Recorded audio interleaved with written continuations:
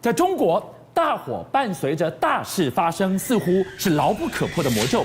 对习近平来讲，过完这个年就是登基的关键时刻，如今却发生一连串莫名其妙的大火爆炸。你现在看到是昨天下午辽宁化工厂大爆炸，整个蕈状云伴随浓烟大火，到现在真相未明。为什么烧得人心惶惶？因为400年前的最离奇爆炸就发生在北京。当时炸毁了一个朝代，而爆炸原因呢，到现在还是无解。没错，习近平从去年呢20大之后呢，登任第3届的总书记之后，到今年的2会时间呢，是国家主席的第3任，这是他非常重要的一个政治的里程碑。那在这个过程里面，就发生了非常多诡异的这个事件。是为什么我们说诡异？大家可以看到这几天的时间里面，发生在辽宁的这个盘锦市，它有一个浩业化工，它在15号的时候发生一个大爆炸。就像你这个爆炸，听说啊，它的这个震度非常大，周围的人都感觉到那个爆炸的威力，而且你看它整个起火的这个燃烧非常非常严重的一个情形。那因为我们知道这个浩业化工呢，它本身是做一些化学药品，是那它约莫2500名员工，是全中国500强之一哦。结果呢，看起来这么大这么严重，大家可以看到这么严重的这个爆炸之后，结果他们就说，我们只有造成2个人死亡，还有34人受伤，12人失踪。难道这么大爆炸只有这些死伤人数吗？你是不是有掩盖什么？时间点真的太敏感了。你要知道，过完这个年是习近平登基开春，疫情就已经让他2头烧了，居然又来一个大爆炸，大家就觉得怪。为什么怪？你想说，这个不就是单纯的意外吗？是，如果这么单纯，今天我们就不用特别拿出来讲了。为什么？同一个月。这个太敏感了吧？对，没错，这是山东外海的这个一艘邮轮在10号的时候，不明原因发生爆炸。就像你知道，我们这种邮轮其实通常呢，它的结构都是非常非常的坚硬的，是它怎么会突然爆炸？这个爆炸来说的话，要么就是有人故意为之，然后这个爆炸之后就没想到造成这个整个邮轮啊断成2截这个状况。中国方面虽然很快去这个拯救，但是还是造成了2个人的这个失踪。那我们就讲，事实上在这一段时间里面，真的有非常多。从20大到他明年的2会期间，譬如说前一阵子在11月21号的时候，当时我们不是有说过吗？中国兵器工业集团下面的这个山西的这个江阳化工厂这个地方，然后发生个爆炸。各位看到这个是他们的军工厂发生一个非常大规模的这个爆炸，就发生那么大规模，为什么这座厂也能注意吗？因为它是中国呢所谓的军工业的骨干工厂，这个更敏感。对，最重要的爆炸，对，最重要的骨干工厂，就没想到突然发生这么大规模的这个爆炸，而且爆炸同样的，当地人都感受到这个爆炸，然后而且到目前为止，大家还不知道它为什么爆炸，官方也没有说明，甚至连死亡人数、伤亡人数是多少，大家完全也不知道。所以你看，从11月多一直到最近发生的爆炸，还有这个邮轮也是爆炸这个状况，大家觉得说，到底中国是有人要挑战习近平吗？所以自从一开始给我们连看到的这个意外化工厂，对，这也是意外，邮轮爆炸。这个是意外，更敏感。这个是军工厂，对，连3起意外接连着发炉一般，你不要讲老百姓看得人心惶惶。习近平怎么看？对，没错，因为习近平呢，最近的一段时间，他刚好出席了中国的这个中纪委的第2次的这个全会。那这个全会里面来说的话，他那边讲一些非常多的这个状况。好，那讲的整个状况里面，他特别这个新华社也公布了习近平在纪委会的这个会议的讲话。他强调重点是什么？要政治监督啊。政治监督来说的话，他是不是？而且为什么他要讲这些话呢？因为很多人都分析到说，明明呢，现在江派也被你斗倒了，这个江泽民甚至都过世了。然后你在20大里面怎么处理这个胡锦涛，大家都看到了。是，现在还有谁？你整个放眼天下都是你习家军，该处理都处理了，还有什么让你不放心？对，那你要政治监督谁？难道你还有不放心的这个东西吗？那根据我们这个学界还有外界的这个想法里面来说的话，像政大国关中心的这个教授宋国成，他就说了，他表示了什么？因为你没有很安全感嘛，你可能对你的这个政令宣导能够到这个基层去，你没有很有信心嘛，所以他就表示说，目前习近平的政令不通，面临到信任的危机。志从我问你，我们今天看到了炸连3炸。一开始跟大家报告说，在中国似乎有一个所谓牢不可破的魔咒，对，一莫名其妙的爆炸或大火，总会伴随着大事情发生，是这样吗？没错，我们就跟他讲，的确是如此，特别是在中国过去呢，你要重要的这个譬如说重要的会议要召开之前，或是有一些这个习近平可能不在中国的时候，都会爆发出一些很奇怪的这个事情。好，我们跟大家讲，去年10月20大之前，这个湖南的这个长沙，在9月16号那时候发生连续的大火，包括你看这个是中国的电信的这个长沙大楼，哇，出现一个大火的这个状况。那紧接下来还有物流园区啊，几个地方都陆续发生了大火。在那一天的时间里面，就想知道一共发生了3起，或有人说有4起，这个火灾都是非常大型的这个火灾。那怎么那么刚好？怎么一天都在长沙里面爆这么多这个火灾呢？再往前看，中国的这个2011年的时候，他们要开一个6中全会。实际上，6中全会来说啊，是个非常重要的一个会议，它决定一些相关的这个人事的这个案子。就没想到他们在那个时候居然发生了连续1周之内连续发生10起的这个大爆炸，从什么辽宁的沈阳啦，然后内蒙古阿拉善、山东大连，然后天津、南京、广东等等，连续发生10起大爆炸。如果你觉得这是巧合，那未免也太巧合。为什么都在紧要关头的之前又发生个大爆炸？显然呢，中国里面内部还是有非常多反习的人士。那甚至因为习近平，我们知道今年以来的话啊，从去年到现在为止，包括说像白纸运动啊，甚至还有烟花运动啊，各式各样，还有你现在很多人去上街去讨钱、讨薪水，然后甚至可能也要罢工的这个状况，我觉得都让习近平也形成非常大的心理压力啊。看似各自存在的大火或者是爆炸，各自成立串成一串的话，中南海怎么不人心惶惶？任何一把火，你如果给它发生在北京，那个后果都不堪设想。没错，我们要给大家来看到400年来地表最诡异的这一场离奇爆炸，就在北京。到现在没有答案，而那一把火，那一场爆炸灭绝了一个王朝。对，我们都说了，其实一个国家是个王朝要灭亡之前，可能都会有一些异象发生。是，那为什么这样说？我们先给大家看一下，这在北京城里面来说，有一个这算是数百年来的谜团，就是天启大爆炸，或是我们把它讲到王工厂的这个大爆炸。是，那这个大爆炸是发生在西元的1626年，大概天启6年的这个时间。是5月30号。5月30号是现在，那如果换算成旧历来，它是端午节的隔一天，就没想到那一天居然发生了这个大爆炸。那这个爆炸到底爆炸了多严重呢？我们可以看，这是古书里面讲的这个字。古书里面讲的字很简单，我跟大家稍微用现代的话解释一下。大概爆炸的中心点是王工厂，那王工厂周围大概750公尺左右都夷为平地，然后整个这个爆炸的这个影响的范围是相当广。如果换算成现在的当量来说的话，大概是约莫1吨到2吨左右的黄色炸药。那这个范围大概约莫等同于一颗广岛原子弹的爆炸。那个年代哪来这么大当量的爆炸破坏力？不可能有这样子啊！那你虽然说没有错，王工厂它本身就是当时明朝的这个火药库所在，它就是兵工厂，它就是兵工厂，它的确有非常多。那明朝的这个所谓火药也算是蛮厉害的。是，但是问题是你那时候怎么做得出这么大当量的这个炸药？那讲起来是不太合理的一件事情。好，那不只是说你这个爆炸的幅度、规模这个不合理之外，那你看那时候爆炸幅度到什么样的程度？那当天早上的时候，就天启皇帝啊，猪油教。他就还在那边吃饭的时候，他突然砰一声，他吓到，你看他吓到差点从龙椅掉下来，然后赶快就躲到这个桌子下面，幸好躲得快，你知道没多久的时候，突然就有一个瓦片就直接朝他的太监那样打过去，所以那这个爆炸是真的相当，连天子都震动。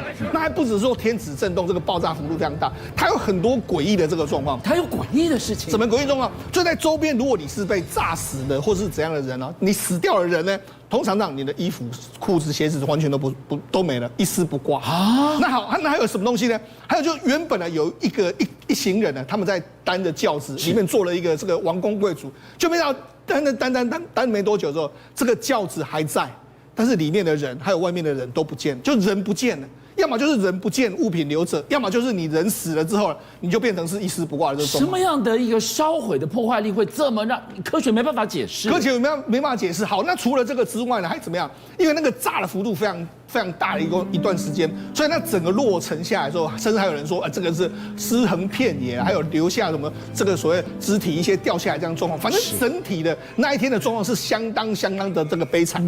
那好，那问题是还来了。那王工厂发生这么大的一个爆炸，那到底是什么原因造成的？现在科学界都在说啊，有非常多的说法，有人说地震说啦，或者说有人什么外星人攻击等等之类的。但是呢，有一个比较有意思的就是说，当天爆炸之前，有人说有这个火球从空间往下坠，但是火球往下坠的时候呢，你就算是坠，你要当中心要有个爆炸点嘛，对，要有个燃烧点。可是问题也没有燃烧点，所以大家又对这个所谓的王工厂的这个所谓大爆炸，更是形成了一个大谜团在这个样情形。你要是彗星撞地球，要有一个撞击点，要有一个爆炸的中心点，拢没。那我就问了，对，今天的这一起爆炸，跟刚刚我们看到了一连串在从辽宁到山东到湖南的大火爆炸，人心惶惶。其实跨越400年的时空，大家怕是怕在。它是一种预言吗？一种征兆吗？对，没错，因为经过了这个王工厂的这个大爆炸之后，整个明朝的国运呢，似乎是从还不错就急速的往下坠。是，为什么这样说？因为在大爆炸之前呢，其实明朝有所谓的干旱，然后霜情不断的一个状况。那甚至明熹宗还说：“那都是我的罪啦，那希望大家不要怪罪这个上天要有罪，就罪责于我吧。”但事实上，我们就说，除了这个所谓天灾之外，还有人祸。因为明熹宗呢，在上位没多久的时候，他就重用了这个魏忠贤。我们都知道他是非常有名嘛，他当时发生了所谓的东林党争，就是跟他互相的对抗。那他当时也大杀很多东林党人啊，一大堆都被他杀掉了。杀掉之后，所以整个这个明朝的官力开始出现一个败坏，还有国力开始出现衰退。再加上碰到这个所谓的王公府大爆炸之后，让整个明朝似乎是好像一个失速列车就往下坠。结果在你看。这个天启皇帝这个之后的崇祯皇帝就正式终结了明朝嘛，所以说很多离奇的事件，或许看似后好像不相干，但其实呢，他们某些程度都在预言了这个王朝或是这个国家的未来。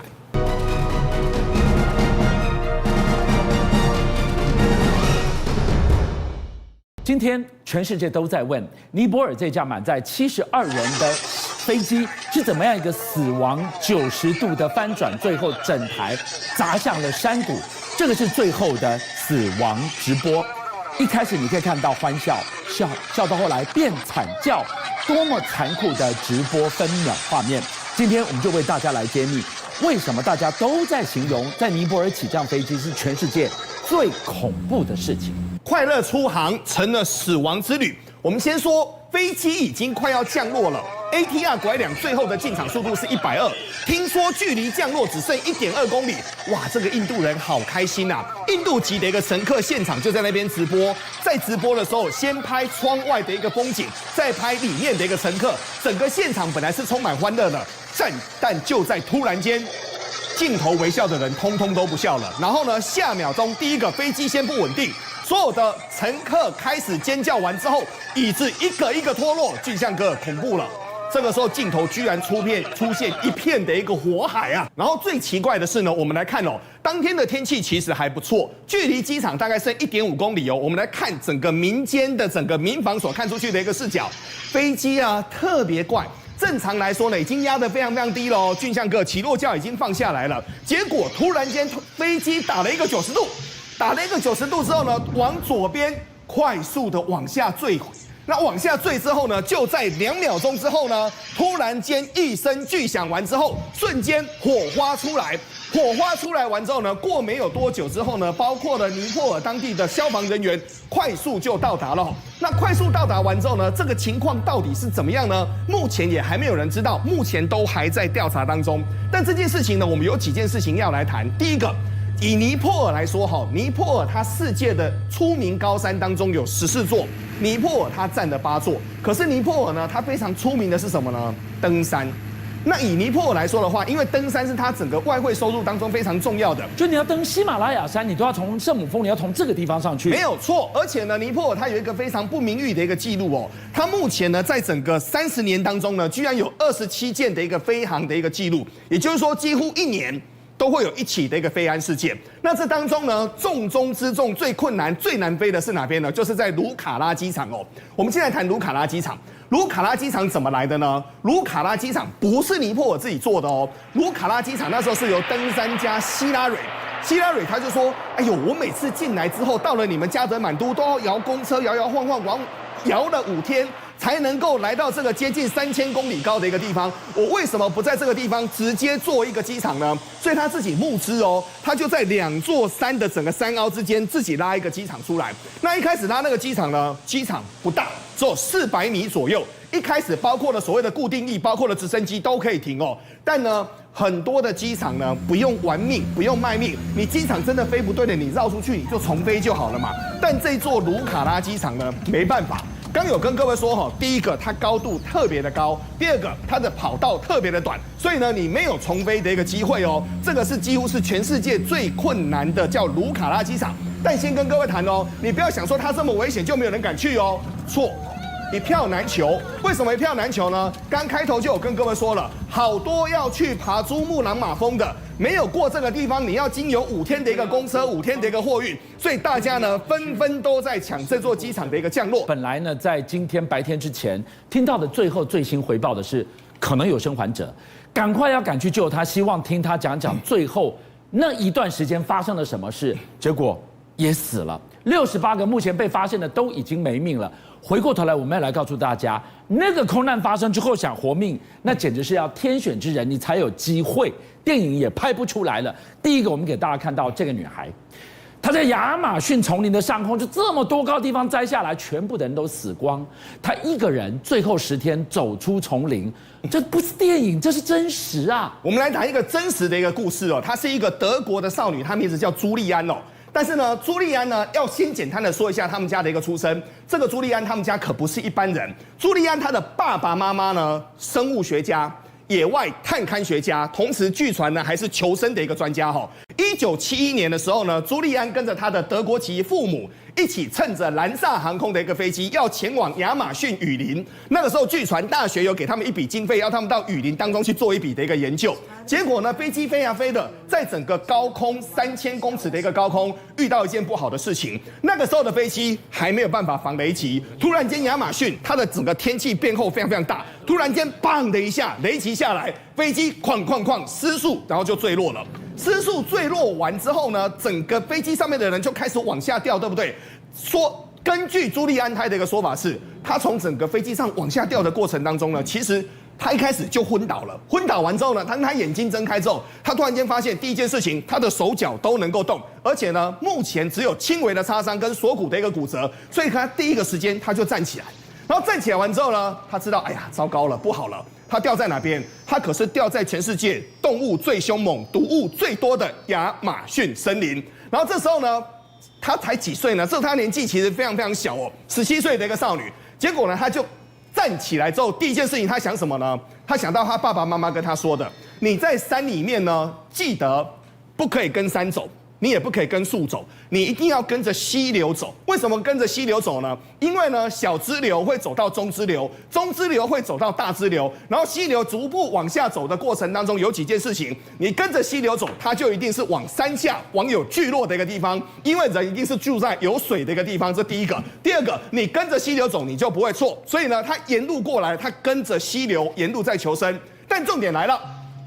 一个17岁的一个少女在亚马逊森林当中，不要说你跟我啊，任何一个所谓的军人可能都很难过哦。你知道他怎么过吗？他白天走，晚上休息。然后他晚上休息的时候，他知道那个地方猎食动物非常非常多，然后呢环境也不好，所以呢他会去采部分的一个采药，全身涂抹防虫，然后呢爬到树上去呢过夜。然后过夜完之后呢，他如果肚子饿，他因为他的爸爸妈妈是求生专家，也是生物学家，他有跟他说哪一类的浆果可以吃，哪一类的水果可以吃，所以他就这样子呢，慢慢的去寻找食物。重点是找水源。各位，你们知道他找水源怎么找吗？亚马逊森林可是那个水可是不能喝，所以呢，他怎么做呢？他说他早上的时候他会去找那个树叶比较大的汇集的露珠，他喝一点点。然后呢，如果真的路上口渴了，他会去找那种直立的比较大型的一个微塑生物。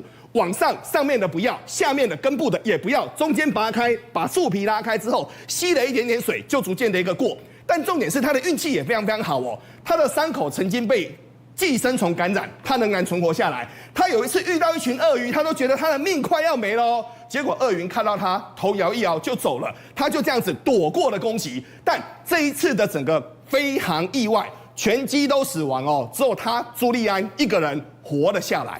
这就是我们传说中的天选之人了。还有更传奇的是，电影都拍不出来的这一位空服员，1万英尺的高空，居然爆裂物引爆了飞机，断裂的机体，它掉下来。全机都死，唯他独活，老天爷留他有任务的吗？先来说哈，这是一件非常神奇的一个事件，这个是打破金氏世界纪录的，这个是维斯纳的一个故事哦。维斯纳呢，1972年他在南斯拉夫航空当中，他小时候学的是芭蕾，学的是音乐，还曾经当过模特儿。但后来呢，在那个年代，他当上了空姐。他当上了空姐完之后呢，后面他当空姐，他就觉得奇怪了，我们为什么今天要出发？总共机上有28个乘客，有4个机组成员，可是这些机组成员呢，非常非常的奇怪。先说第一个，机长。机长呢，本来是一个非常活泼的人哦，结果呢，就在出发前的前一天，他把自己反锁在房间当中，一句话都不说。然后呢，他们就说奇怪了，这个机长他到底怎么了？这个是第一件事情，非常非常奇怪。第二件事情是副机长，副机长本来是一个非常沉默的人哦，结果那天呢，看到这些所谓的机组人呢，不拉的滔滔大绝，一直在谈论说他的太太如何，他们的家庭如何，这是第一件事情。为什么那一天大家都变得很不一样啊？完全都不懂哦。然后最奇怪的是，刚刚我跟各位说嘛，总共是4个机组人员，对不对？4个机组人员当中，他的组员呢，他居然去买了很多的一个礼品，仿佛是在做最后的一个告别哦。这是一种什么征兆吗？你看。从他不应该上的这个死亡航班，他上去了，是，然后一路飞行共事的这些机组员，从机长、副机长到他的空服员同事，每一个都变得怪怪的。所以这些怪事到底后面会引申什么事情呢？结果最神奇的事情发生了哦。刚刚有跟各位说，飞机开始往上飞，对不对？根据整个维斯纳他的一个说法是，当时他已经送完了28人的一个餐点。送完了餐点完之后，他把整个餐点安束好之后绑起来，回到他自己的位置，刚坐下来，据传不到2分钟，俊相哥发生什么事你知道吗？他听到嘣的一声，爆炸，为什么会爆炸？听说被放炸猎物，是被放炸猎物的那台飞机被攻击。那台飞机在高空10155公尺的地方被攻击，炸猎物整个炸开。炸裂物整个炸开完之后呢，它距离那个炸裂物的距离还有一点。据传很多的乘客在现场呢，因为扩张的空气，现场马上死亡，肺是炸掉的。然后肺是炸掉完之后呢，维斯纳乌洛他怎么样呢？他就印象就是爆炸了，然后呢，突然间就没有意识了。然后没有意识完之后呢，他整个从1万公尺往下坠的时候，那个时候可真的是千钧一发。为什么呢？他身上还绑着安全带，然后连人带椅哦。在整个高空中接近整个1万公尺的一个高空，以时速340公里往下掉，200英里的速度往下掉，然后往下掉完之后呢，砰的那一下，你可以说他真的是上帝有在恩典他掉到雪里面哦，软绵绵的雪还得够厚，没有错，才可以提供缓冲，但是可能因为这样活命吗？这只是第一个巧合。然后呢，现场因为已经发生了所谓的空难了嘛，所有的急救人员都过来了。急救人员都过来的时候呢，他说他的运气也非常非常好。那个时候呢，所有的人都在找我们所谓的人能够存活下来。结果去找到这位维斯纳的呢，找到他的是一个医生。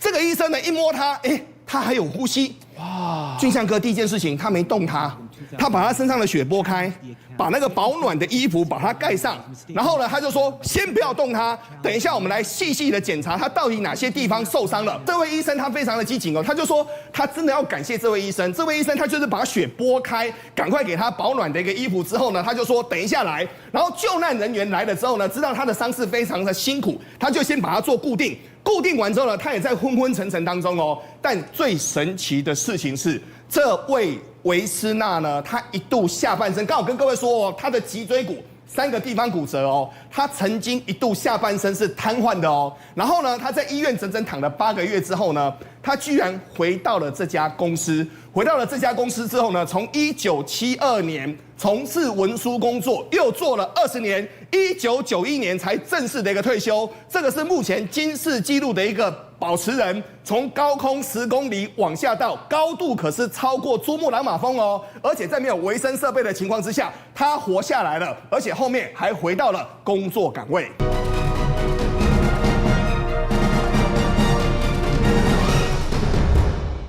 今天全世界一起目击见证了俄乌开战以来最残酷的一次攻击。俄军一枚号称是航母杀手的巡弋飞弹，居然直接命中劈开了乌克兰的第4大城这一栋集合住宅，当场造成了100人的死伤。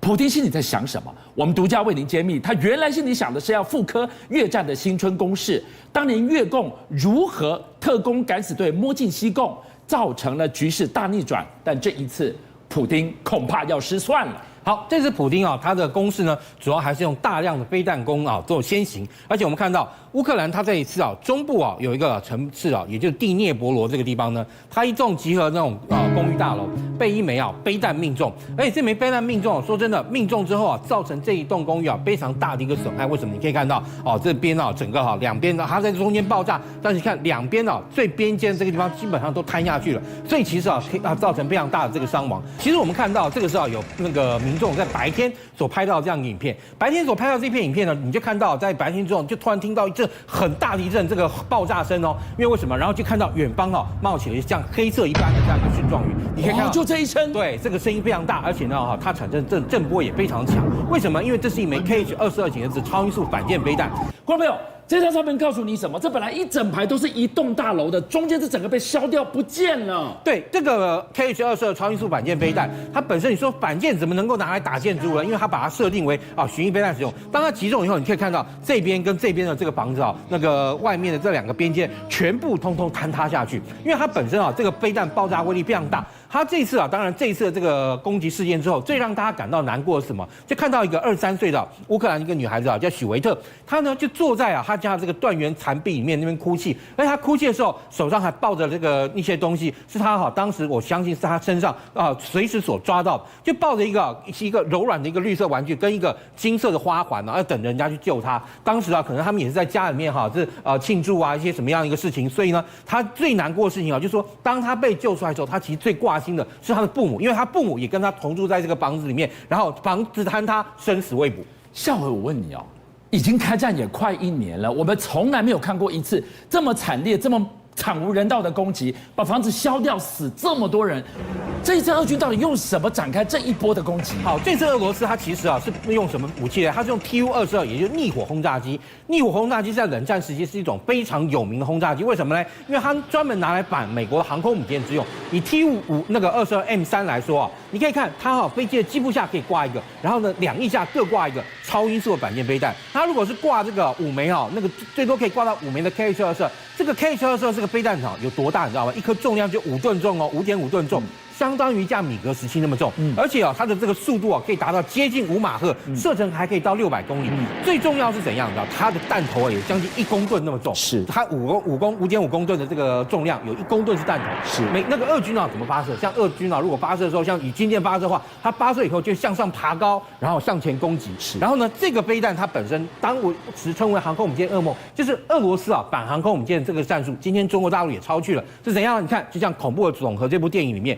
多架的 Tu-22之后呢，每一架发射3到5枚的这样一个反舰飞弹，然后同时攻击那个在海上的航空母舰。你看这么多航空母舰飞过来，你呢，即便你的这个近迫防御系统、防空系统拦截这些来袭飞弹，但是如果万一今天你在这个接战时间你能够拦截10枚飞弹，但是他打了11枚、12枚，那我跟你讲，第11跟第12的飞弹一定命中你的航空母舰，所以它本身其实精准度相当的好。也就是说，它其实如果是攻击航空母舰这样大的目标的话，它海上攻击目标它这个误差大概差不多10公尺而已，而且呢，航空母舰还在海上会移动的。也就是说，它今天打中这个那个第聂伯罗斯的这样一个公寓大楼，代表就是说它当初原本目标就设定在这里。当然，它设定目标在这里是什么原因没有人知道，但是它这一枚飞弹，你看，因为已在路上，这个房子又不会动，像那个航空母舰还会在海上跑，它又不会动，所以你如果只有10公尺以内这样一个误差的话，击中了，说真的，也就是它当初所设定目标就在这里。我们看到2023到现在还在一片的新春新年的气息当中，普丁在打什么算盘？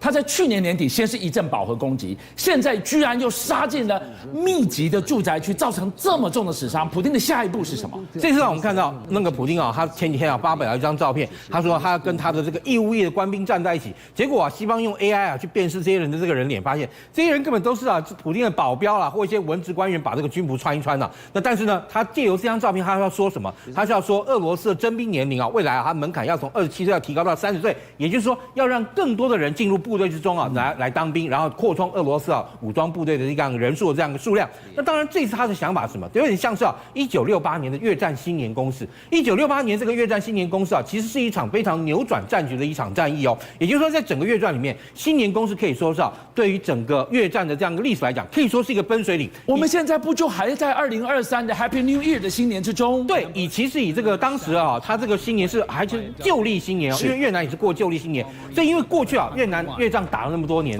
那南北越之间其实也有一些默契，也就是说呢，新年期间那大家就这个宴宾息鼓大家好好过个好年，但1968年猴年那次不一样，那次越南那个北越的这个共军跟那个北越的那个就是越共他们就掌握了当年的这个新年的这个时间你看这样在当时来讲，在越南的这个各个大城市，包括西贡产生进行一系列的这种所谓游击式的这样城市突击战。那当时其实你在越南光讲西贡来讲，就今天叫胡志明市，当时多惨你知道吗？美国大使馆都被越共给攻陷了，你知道吗？越共攻陷，后来美国陆战队还要从外面重新反攻进去他们的这个美国大使馆，所以在当时来说有非常非常多的这个人民跟这个生命财产这样一个损伤。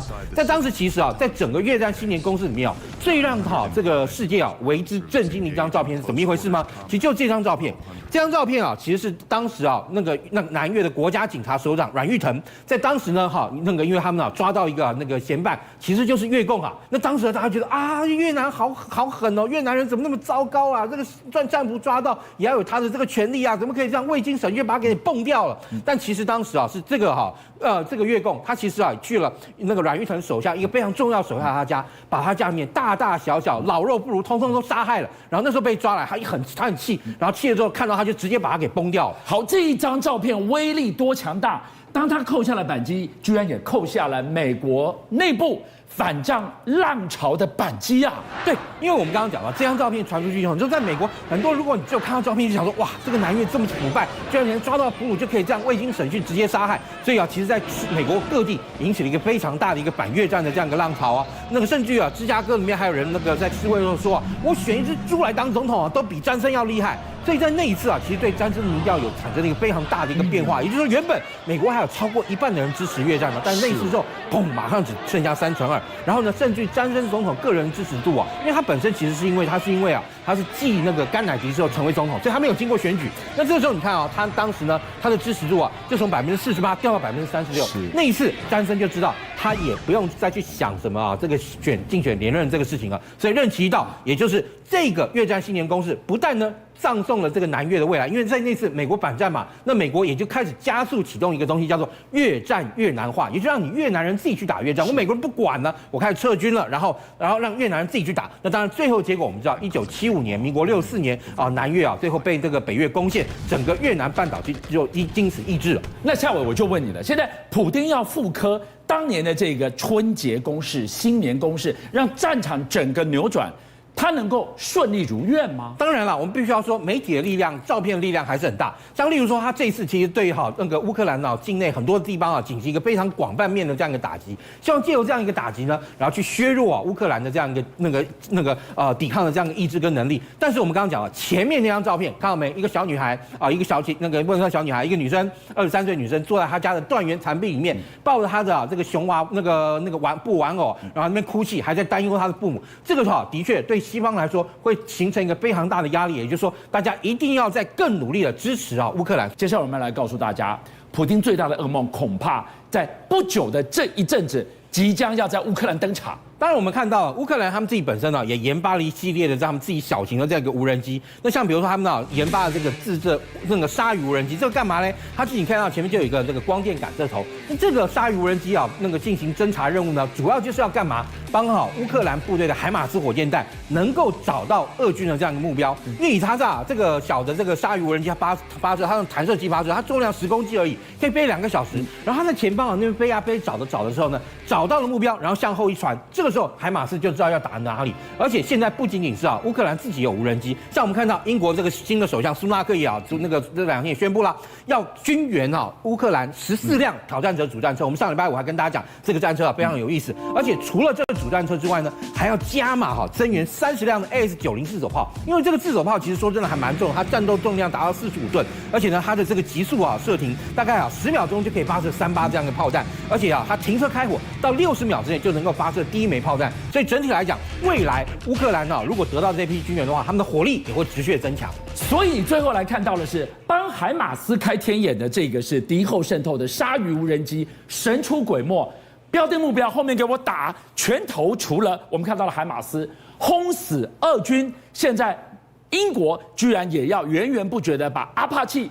送进乌克兰，多了一副拳头了。现在英国他们甚至还思考，就是说计划要提供乌克兰4架阿帕奇战斗直升机还有地狱火飞弹。为什么？因为以这个1架阿帕奇战斗直升机来讲，它的战斗力非常强，它可以基本上来讲，这样4架飞机的这样一个数量，可以大概差不多一口气灭掉一个战车团的这样一个数量都没有问题。而且它本身这个地狱火飞弹穿甲厚度可以达到14公分那么厚可以说基本上来讲，它的这个穿甲能力非常的大。而且呢，它曾经在夜间1分钟可以摧毁5辆主战车。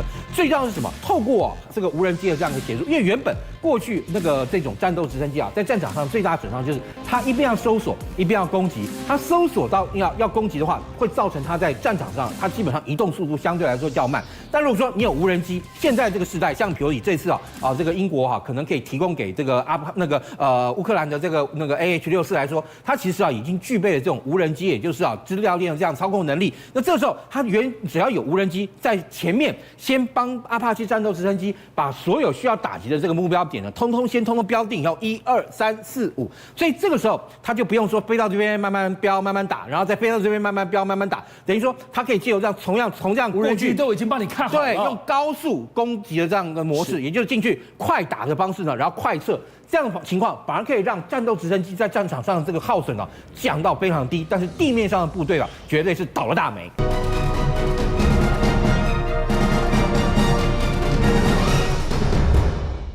要过年了，这是中国疫情爆发到现在最沉重的一年。年关之前瞒不住了，死亡人数从先前的30个人一口气暴增6万人。中国死亡的真相到底是什么呢？我们来给你看这一段画面：上海崇明岛居然出现了一道长达几百公尺的棺材长龙，一眼望过去，你根本看不到尽头啊！还有这段画面，看了你会头皮发麻。沈阳的上空居然乌鸦鸦出现满天的乌鸦，乌鸦到底透露怎么样的真相？事实上，在过去这一段时间，大家很担心，就是说中国大陆整个的防疫政策到底第一个是不是成功的？第二个，他每次所公布的数据到底哪一个是正确的？我跟你讲，最怪的是他的这个卫健委医政司司长这个叫做焦雅辉，他居然说：“哎呀，我告诉你其实从去年的12月8号到今年的1月12号期间呢。如果按照他们现在官方正式愿意公布的数字他说中国医疗机构累计发生在院里面新冠病毒感染相关死亡病例是多少例？你知道？59938例就抓6万人好了，这个也太惊骇了。我们在上个礼拜才说多少人？30个人，是你才说你累计30个人，全世界都不相信。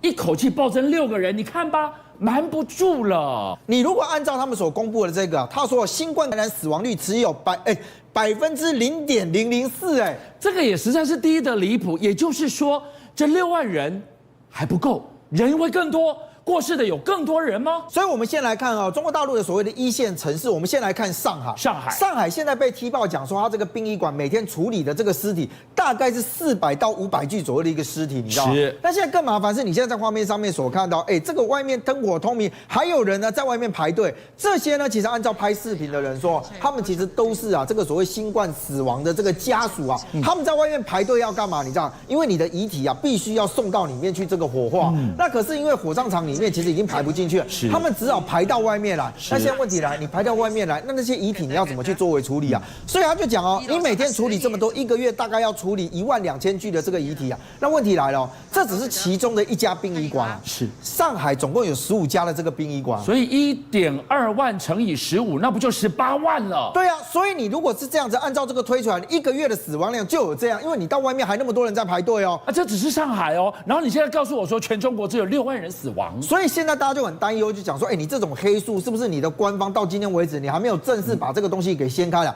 而且不是只有上海而已，我们回来看这个天子脚下北京这个地方啊，按照他们的统计啊，北京一天火化是3600人左右，哎，是。那如果是3600人，最正常死亡人数的时候，你可以看得到，就是说他每天呢应该是在330人左右，但重点是在过去1个月左右的时间，按照他们推算说，把北京的这个所有火葬场，你在画面上面所看到，哎，这每一台这个车子里面，而且你有没有看到最特别的是，那都是休旅车，哎。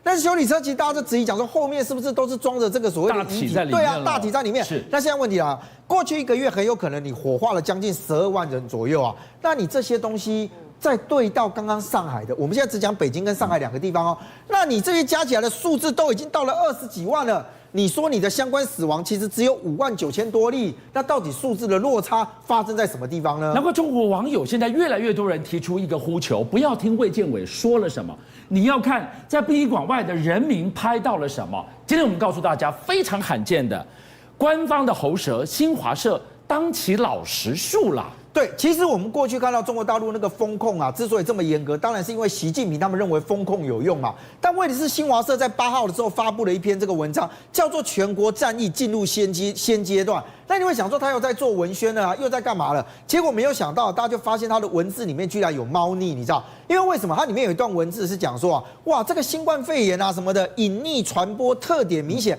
而且清零难度大，疫情防控的社会和这个成本跟代价变高。哎，不对啊。清零难度大，我也知道清零难度大，但过去你这2年你就是搞清零啊，你为了清零而实施风控，所以有人就质疑讲说，哎，你这是不是在承认，帮他承认说清零政策是失败的？还有第二个，你记不记得最近的时候，大家觉得说，哎，你这个中国大陆要解除风控，是因为白纸革命这件事情，是官方还说没有，是因为防疫走到新阶段，结果没有想到新华社在这里面啊，居然也提到说，2022年11月下旬呢，一些群众反映部分地区静默管理，还有层加码这些防风控的问题，引起高度的关注。你刚描述那些，不就是在每一个抗议现场，所有白纸革命举起那张白纸的喊出来的呼求吗？是啊，所以你看哦，当时这个白纸革命一结束没有多久，而且老实讲，你说它真正结束吗？只是因为啊，中国大陆高度的去管控它了之后，让这些抗议的声音变少。但也在同时的时候，中国大陆突然宣布说，也没有要清零了啦，也不封控，就开始开放出去。那你不等于是间接承认白纸运动其实逼了你中国大陆政府呢，必须要去改变你的防疫思维吗？要过年了，中国人民要怎么有办法过好年呢？到底防疫的真相、崩溃的真相，官方不说，真相是什么？难道乌鸦先知道吗？其实我们有时候就讲说，你那个看电影什么白天背黑夜，我跟你讲，你现在在画面上面所看到，那个密密麻麻，你以为说，那个什么会有人群站在这个屋顶上？我跟你讲，那不是人，那是乌鸦，你知道吗？居然在沈阳这个地方啊，大家突然发现到说，哇，那个乌鸦整群飞过来的时候，你如果在当地你就讲画面上面只看到，是你有没有看到？好像白天背黑夜，那上面密密麻麻黑黑的东西，我跟你讲，都是乌鸦在天空上飞啊。那当然有人是讲说这个乌鸦可能在东方是代表什么的不祥之兆或什么的。可是你知道吗？像这个很多人就觉得说，天哪，你什么地方不好飞，什么时候不出现？你突然在沈阳这个地方出现这么多的这个乌鸦，难道是有一些什么预言要发生吗？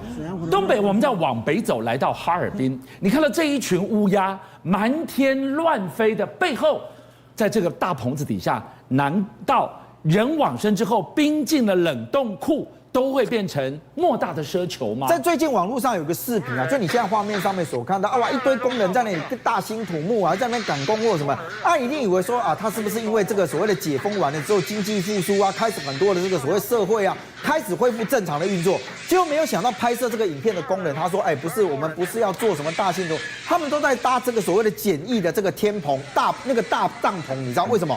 因为这个地方其实在哈尔滨市的天河园殡仪馆，对，他们在旁边的空地上面居然盖了20多个这个所谓的大的这个棚子啊，而且你看啊，它其实都是用那个简易的板子啊，那个临时的搭起来。为什么你知道？他说啊，因为我们这个殡仪馆里面要来等待这个火化的遗体真的太多了，我里面的这个冷藏设备其实已经不够冷藏了，所以呢，他就只好呢把这个盖这些大的这个棚子啊，把那个遗体啊准备放到这边了。是，而且你知道吗？居然动用100多个木匠在那里赶工而且不只是这样啊，现在网络上也有传出来说，在哈尔滨这个地方，其实露天也摆了非常多像这样的一个箱子。那这些箱子其实一个一个都是纸箱，你知道吗？这个纸箱你看那个大小啊，基本上我跟你讲，他们就讲说这个有很多其实都是纸的这个棺木，他们说有非常多的遗体啊在等待这个焚烧，而且呢，你现在啊，你如果说我要按照正常程序把它排到那个殡仪馆里面去，我跟你讲，你根本排不到，因为太多遗体要焚烧了。所以他们居然也出现这个所谓黄牛啊，还有人帮忙做前客，说如果你愿意多付一点钱的话，你才有机会啊，赶快排进去，不然的话，你就要把你这个亲人的遗体啊放在这个露天上面，你慢慢排好了。所以现在看起来，其实真的非常非常可怕，而且不只是在这个哈尔滨这个地方，我们往南一点，再回到这个所谓的上海啊，你知道在上海崇明岛这个地方一样出现这个状况，你有没有看到？这里面一堆人披麻戴孝，而且呢，这个棺木一具一具的就放在上面，那这个大家绝对不会怀疑说这个里面放的应该就是这个遗体啊。但问题是以崇明岛这个地方来讲，你看哦。我现在这个拍摄，这个从刚刚我讲话到现在为止，这个拍摄的人持续在移动。你有没有看到这个队伍没有断过？一眼望不完的，我只要车子不停，我就一路拍到了棺木大排长龙。按照拍摄这个影片的人讲说，我拍了40几秒，而且他说我是开车，你知道吗？是。我现在拍过去40几秒，你看那个人龙通通没有断过。但问题就来了就说。我们就讲说新冠这个，如果你是因为新冠而死亡的时候，你那个遗体处理不是要特别的注意吗？是，否则你有可能产生那个感染跟污染这个问题。可是你看一大堆人把这个棺木抬上到街头上，他不是要抗议啊？那你今天抬到那个街上去啊，甚至有民众就爆料说什么，你知道？他说因为我没有办法及时处理啊，结果现在连那个死亡证明书上面还被要求说你不能写上新冠肺炎因为你如果写上新冠肺炎的时候，你要按照标准作业程序，你连处理都没办法处理，因为你要慢慢排队。结果呢，也有火葬场就讲说，你如果讲新冠，不好意思我这边没办法处理啊，所以我就拒收啊。所以现在变成是说，你连正确的死因你都不敢写的时候，那对于这个所谓家属来说，真的叫做情何以堪啊！一路看到这个画面，老百姓会的羞，没有想到同一个时间，中国公布了过年的春晚节目单，一公布出来，全体炸锅了。那说真的啦，你要办这个春晚啦，当然你就讲说要喜气洋洋，可是对很多中国民众来讲说，你喜气洋洋，我可是一大堆人染洋，你知道吗？结果呢，他这一次这个春晚的这个节目单出来之后，立刻就有人恶搞他这个节目单，为什么？你知道？他说，你看开场叫做喜洋洋啊，你知道在中国大陆啊，他只要写一个洋啊。不管是怎样，你只要阳就知道你确诊了，你知道？那所以你讲说，喜洋洋演唱是由全国人民，我跟你讲，这是多大的讽刺！代表几乎中国大陆现在很多人啊，都在这个所谓的那个确诊的这个阴影当中啊，甚至你看到后面还有说什么歌曲要唱《北京的桥》。北京的桥，你记不记得？就是这一次啊，大家都会抗议啊，或者什么的那些地方啊，甚至还包含到说什么，你要还有什么白毛女啊，或者什么醉拳症，你知道吗？网友就开始讲啊，他说这样子好了啦，节目的上半场的时候我们干嘛？你知道，歌颂风控。那下半场的时候我们干嘛？你知道，就歌颂解封好了。所以那个恼怒来自于你有钱烧钱办春晚，你没钱来救人民的命。是啊，所以呢，对这些人民来讲，你这些有钱的人告诉没钱的人讲说，哇，你们要欢欢喜喜过新年。然后你这些呢不用担心染疫的人，去告诉这些要担心染疫的人讲说，哇，今年过年大家可以过个好年。我就讲，这对一般的民众来讲，这是多大的讽刺啊！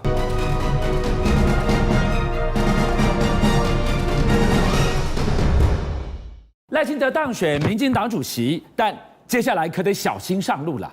千呼万唤警政署88会馆的调查报告终于出炉，迟到也还是到了，但这份报告居然被怀疑背后充满了角力跟回避。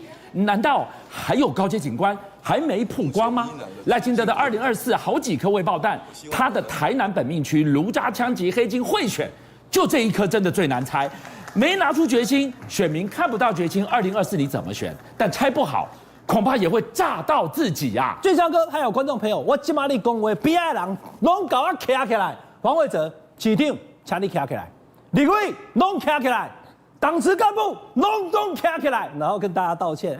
赖清德回台南，真的没有让大家失望占尽版面，赖清德道歉了，俊相哥放大决了。是我今天回到台南，台南是什么？我跟大家讲，青年勤政爱乡土。赖清德也用这一句啊，是我们是青年勤政爱乡土。基本我靠人在搞咧批评，讲基本上变黑金。变贿选，啊，个几寡里里扣扣代志变填背土，他们安怎？咱爱就事论事，该办就办，对，该关就关，是一群人全部道歉，这个很解气。我想讲台语叫掏腿啊。下面的人我们现在声是没有放出来，导播的等一下有放上。他一讲说那个来躲开了，你看下面，都高兴，对不对？台南的选民、民进党支持者，现场都是最始终的，他们看到赖清德的这段过程，国民党说这是表演啊。好，观众朋友，不管是表演还是真心的道歉。赖清德这样的过程，党员是不是拍手了？俊相哥，我就问，拍手叫好啦。那台南的民进党员应该想说，安利的没问题啊。对，咱这盖无投票嘛，因为他说很多民进党这波投票嘛。每年2024单在倒赖清德的吧？对，所以你这边选主席要回税，先把他送上去。15%，只有15%的台南党员怎么还是不出来啊？观众朋友，这个是你必须要去注意到的。赖清德他现在的4大难题，第一个就是什么？党员没有热情。就算你知道赖清德就是现在唯一可以救民进党的人，是他就是真命天子，他就是扶龙王，他就是大哥，可是没有投票的热情。好，你会跟我讲说，伟汉，可能是因为同额竞选啊，所以没有人要投。但是问题是，以前蔡英文在2014年要去选2016的时候，当时他的投票率也是60%多哦。是，我知道我要让蔡英文赢总统，所以我要给他支持。可是，来俊相哥，台南本命区只有1.5%。高雄只有10%，全台湾加起来只有17点多%，没有到18%。台南高雄都民进党的票仓17.59%，不到18%，2%都没搞。那第一个问题，赖清德他党内的支持度，如果连党员，我就这样讲哈，如果连党员都觉得我投票意兴阑珊，那一般老百姓为什么要投你民进党？所以俊相哥很简单，这第一点就是赖清德虽然他顺利当选了党主席，昨天刚选嘛，我们今天是这个最新的议题，是他未必能帮民进党挺过2024。继续执政。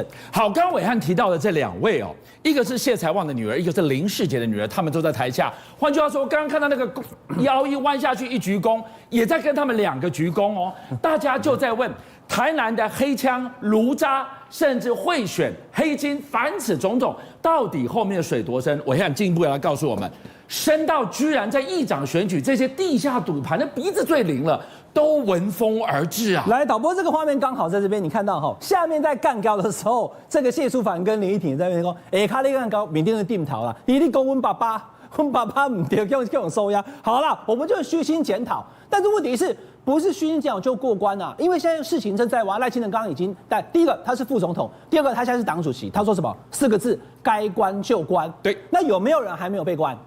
有没有人这个在台南的议长贿选案当中还没有冒出来？观众朋友。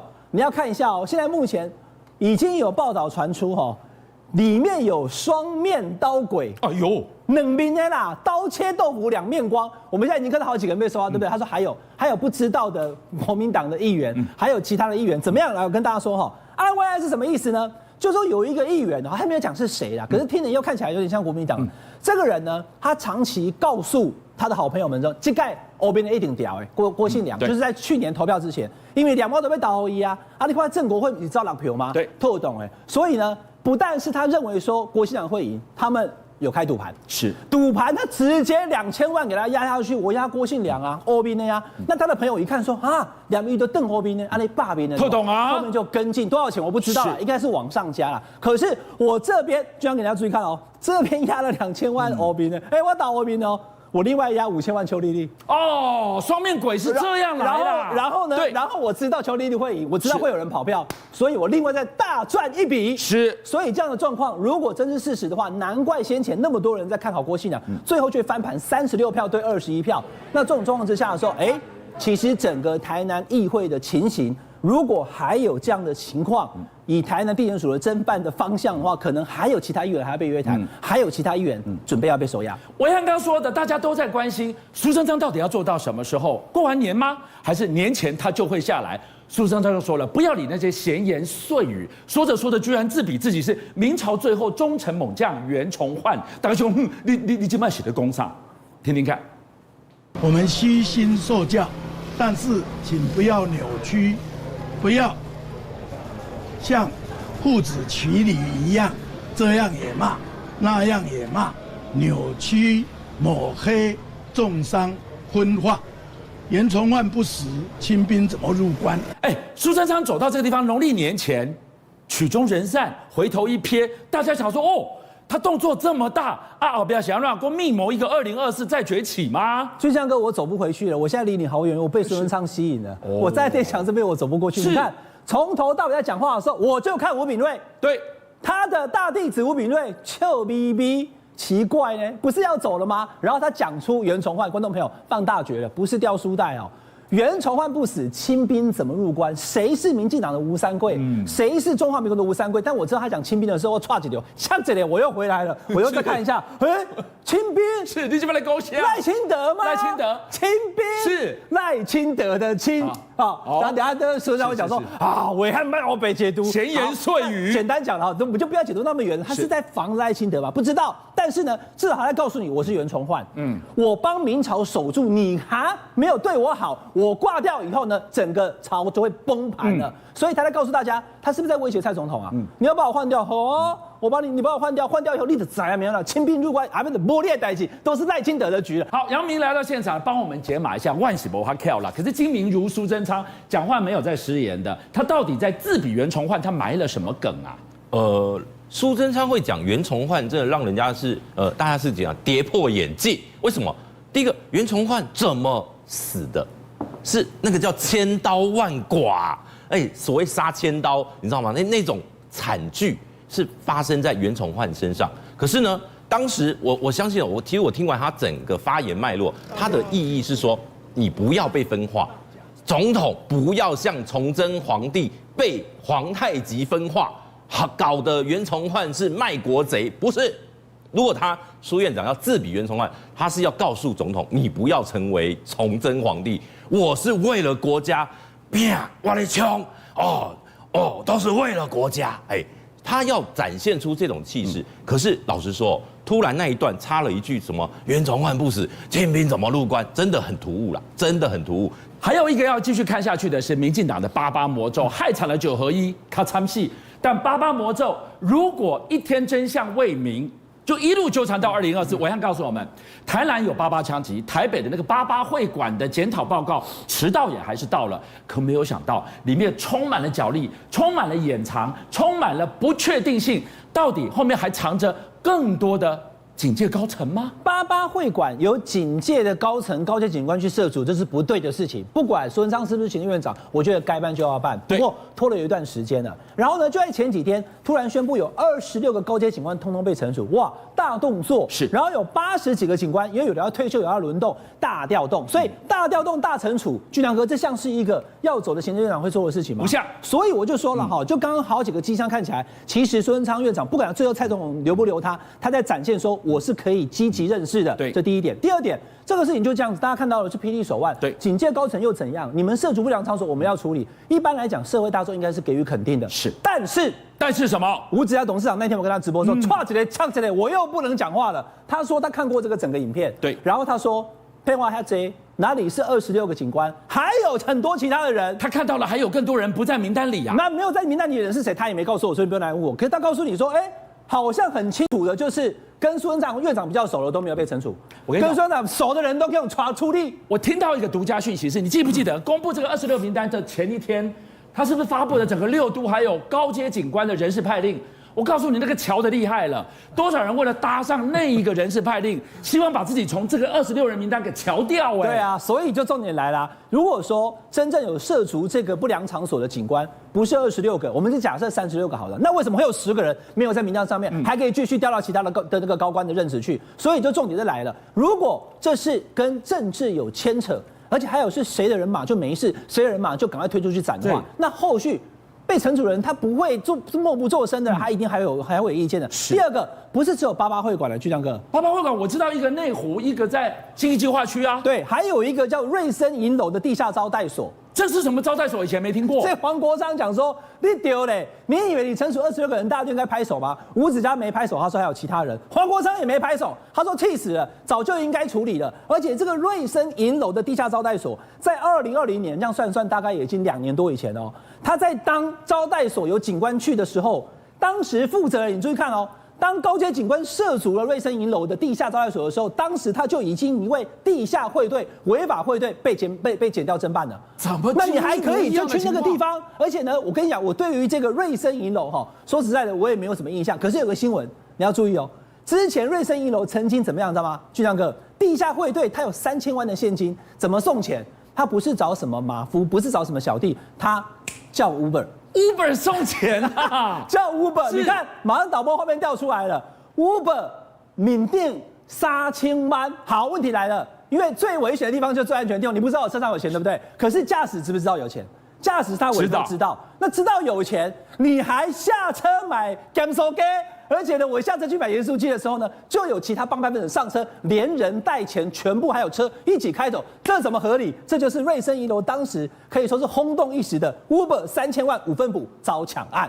好，杨敏，除了88会馆，又有内湖的69会馆，现在又给我出来一个叫做瑞声银楼的 B1 会馆，这会是下一颗未爆弹吗？对，这个瑞声银楼的这个负责人哦，这个黄国昌老师，他讲到这个2020年7月他办的案子是什么案，你知道吗？跟这个 Uber 这个送钱案哦，还有一点类似。为什么？同一个司机。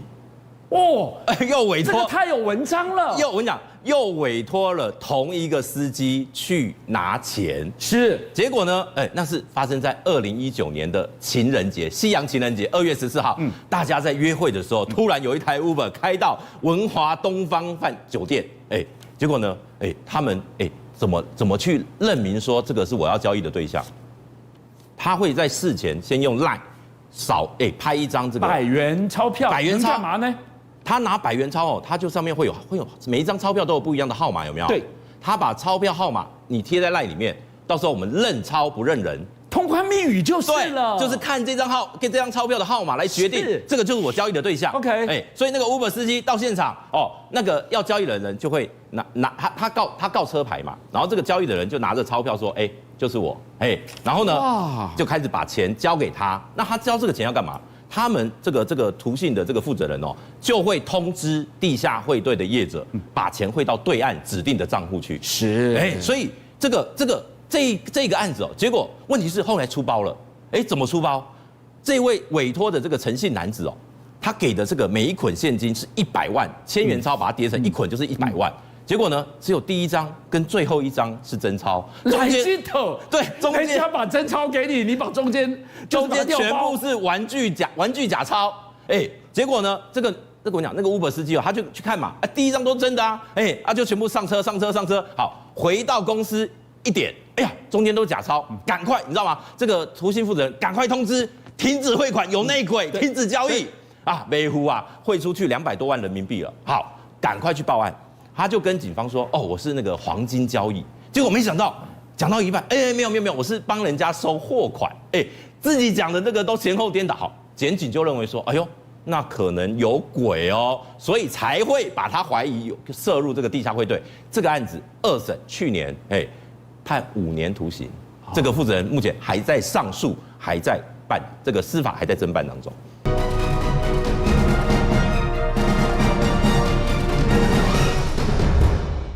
今天晚上我们看到最接近天堂的地方，为什么变成了人间炼狱？尼泊尔的这一架满载72人的飞机准备降落，这一座才刚刚由中国新建不到14天的机场，一个死亡90度转弯，整架飞机砸在山谷。而今天这一段画面刚刚曝光，坠机前的惊悚直播，欢笑变惨叫。我们今天晚上要为您来揭秘尼泊尔为什么被形容是全世界最恐怖的起降地方，天神旁的赌命起降，那是怎么样的命悬一线间？你刚刚在这个画面上面所看到，我跟你讲，这真是天人永隔啊，生死就在一瞬间啊！因为这个画面其实很有可能是这一次啊，我们讲到这个尼泊尔雪人航空里面啊，真实的一个失事的记录啊。事实上，你在画面上面所看到这个男子有没有？他本来是在这个机上自拍或什么的，而且呢，还拍到这个所谓的这个机上其他的乘客。但问题是你接下来看到画面一转之后，开始啊，那个出现一个非常困难的状况，之后你再看到，其实这火光全部燃烧起来。还有呢，其实在外面的这个民众啊，他们本来在陆地上面的时候，你知道有些人就会在机场旁边去拍这个所谓飞机起降，就像画面上面所看到。事实上，这一架飞机你有没有看到？它飞突然呢呈现一个很诡异的机身，居然往它的左侧呢，呈现翻转的一个状态，而且呢，其实没有多久之后啊，就立刻听见一个就一个爆炸声，你知道吗？那结果你可以看得到，其实以这个飞机的高度来说，它已经非常接近机场。按照当地的民众说啊，那个地方距离机场大概不过只剩下2公里左右，就它已经要 landing 了，你知道吗？结果没有想到，居然呈现这样一个怪异的这样的一个角度的情况。那到底飞机上面是发生什么事情呢？那我问你，在尼泊尔起降啊，开飞机在这个地方要降落要起飞，被形容是全世界最危险的工作，为什么？其实我们一般来讲你到这个机场里面去，如果是大平原地形，当然起降很好起降。可是有一些呢，你如果是城市人口密集之处啊，我跟你讲，那很难起降。还有一个就是你在高山高原地形的时候，我跟你讲也很麻烦。你在画面上面所看到的，事实上啊，这是尼泊尔的另外一个机场，叫做卢卡拉机场啊。那这个卢卡拉机场，它位在海拔2860公尺高的这个位置上面。但你想想看你在画面上面仔细看一下，你有没有发现这个机场有一个很特别的是，它不太像机场，它的跑道怎么那么短？怎么那么短？再飞过去要撞山嘞！对，我告诉你，它的跑道就这么短，你知道吗？因为它的跑道大概只有400公尺左右。那以前在这个地方根本没有机场，为什么？因为呢，很多人到尼泊尔去登高山的人啊，他们会觉得说，我如果要登高山，我要坐那个车子，我要走5天，坐那个五六天这样子。所以呢，当时有登山客，他就讲说，不然我们集资大家来这个地方盖一个小机场，我就开这种小飞机嘛，小飞机可以方便起降。那你想想看，我半天就能到的时候，我不用搞了个5、6天拉车的这个时间。但问题是，你知道以尼泊尔来讲啊，全世界的14座高山，这个所谓非常高的山里面，他们居然就拥有8座这个高山啊。那所以在尼泊尔这个地方啊，你知道吗？他们平均每1年就会有1起所谓的这个飞安事故。那你想想看像我们过去大家讲说我如果要 landing 的时候，我如果这个从那个飞的不好，或者是我没有办法好好降落的时候，我就重飞就好了嘛。我就touch and go重飞就好。我跟你讲，在这边完全没办法，因为你没有任何一个可以这个重来的一个机会。如果你一操作不当，立刻就有撞山或者是坠机的这样一个危险。尼泊尔这一次的 ATR-72的不幸空难，本来我们都以为传出一个最新消息，居然有奇迹似的幸存者等着他，全世界等着他去告诉我们最后那几秒发生什么事。但非常遗憾，后来也没能救回来。接下来我们要来告诉大家。真是天选之人，电影都拍不出来的传奇空服员，他为什么在众人都灭亡的过程，在死亡的过程当中，他是最后的幸存者？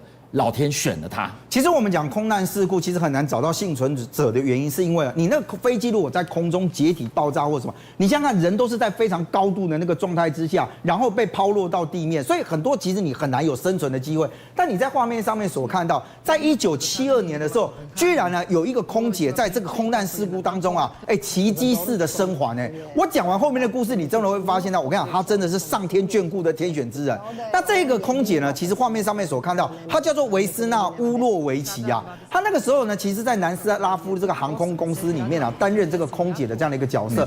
那一天，其实我有时候这个冥冥之中啊，你有很多东西好像就是被上天注定到的，你知道？他说他本来也不是飞这个航班的啦，结果没有想到阴错阳差排班就排到他，那他就想说，反正我就是上个班嘛，也不会有什么问题，我就是空姐，这是我的工作，所以呢，他有到这边来做空姐，他也觉得没问题。而且这中间还有一个，你知道，因为他们其实飞这种长途旅行的时候，它中间会有一个中运站。那到中运站的时候，本来排班也是说，你飞到这边之后，你就可以下机，换另外一个机组人员上来。结果没有想到航空公司又把他名字搞错，所以他到中继站的时候，他没有换班，他继续飞。然后问题就来了，你知道吗？这一架这个班机啊，其实他那时候就讲说，我觉得我上这个班机好奇怪，你知道吗？奇怪哪里奇怪了？因为你知道，像机组人员彼此都认识嘛，你平常会做什么事，大家都很熟悉啊。对，他说我上飞机的时候就感觉到，就是说我这机组人员每个都很反常啊。他说第一个，他们那个机长本来是一个很乐观的人，每次都会跟大家聊天或者什么，结果没想到飞机要起飞之前他说那个机长居然把自己关在饭店的房间里面，1天都不出来。那大家问他，对，大家问说你干嘛？说没有，我就是想关在房间，我就不想跟人家讲话。这是第一个怪的事情。第二个，他说呢，他们那个副飞行员啊，就我们就讲的这个副驾驶啊。他说副驾驶啊，以前是很沉默的，刚好跟正驾驶两个相反，你知道？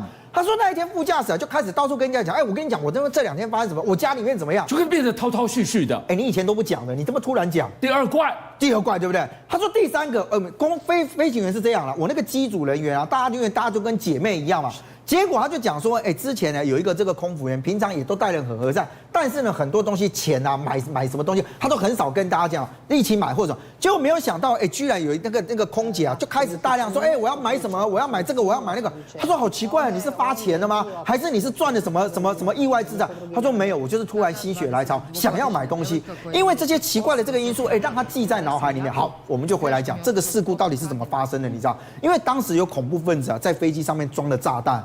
所以这个飞机飞到高空的时候，你知道我们国际航线基本上是这样，它会分这个不同的空层嘛，那它那个当时的飞机高度是在多少？你知道10155公尺的这个高度，结果呢，恐怖分子把这个所谓的炸弹引爆完了之后，我跟你讲，飞机在空中啊爆炸完了之后迅速解体。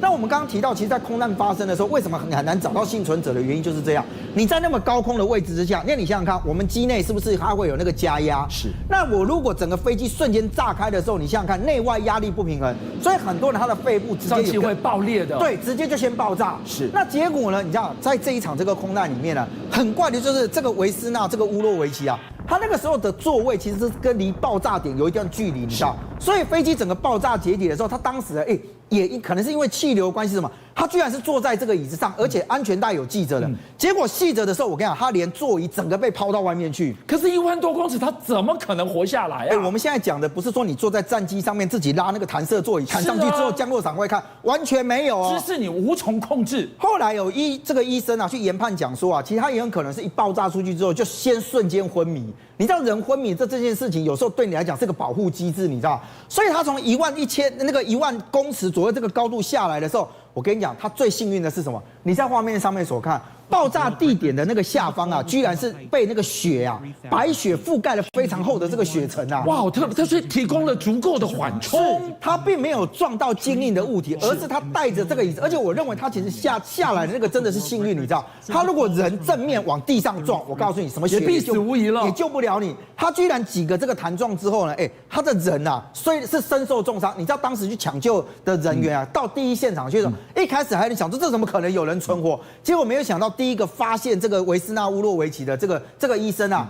发现到他有呼吸的时候，做了一个最明确的决定。做什么决定？不要搬动他，是让他留在那里，想办法吊挂的方式把他连人带着带走。是，你想想看哦，那个时候在第一时间你根本不知道他伤势有多重啊。他就说，还好那个第一个发现他的医生啊救了他的命。为什么你知道吗？后来送到医院去检查的时候，发现他头盖骨被撞到裂成2半，哇，3根这个所谓的椎骨粉碎，而且手脚全部骨折，他几乎死一半了。你想想看哦，如果在当下大家为了抢救他，把他从椅子上拉下，现场就把他弄死了。那个整个骨头都碎掉了，他不让他变成穿刺伤，不是更麻烦吗？所以你知道吗？他那个时候其实昏迷了将近8个月左右的时间，而且下半身一度是瘫痪，你知道？但问题是，他居然奇迹似的被救活，而且他并没有因为这个空难事件而感受到说，我好怕，我好怕，我不飞了。